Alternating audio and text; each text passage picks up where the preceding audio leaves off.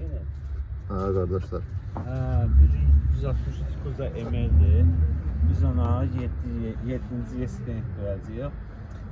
Nemesin incəliyini sizə demək istəyirəm. Baxın, görün, bu 7 yerin tranşlerinin yerlərdir. Bu 2 dənə yuxarıdan bağlanan 3 dənə yerdən. Görün, sərgəli keçəni qoyubdur bura, çərtibdir. Yəni nə vaxtsa ki, siz buna 7 yer qoyasınız. Hesablayıblar ki, nemət stoğunu oradan rahat çıxarsın. Bunu buradan çıxartdım belə. Bunu buradan çıxartdım, hepsini aynən rezakla kəs, bıçaqla kəs, baltala, lavanda. Bunu da çıxartdım. Orada bizi bolt gözləyib hazır vəziyyətdə. Çiçək kimi.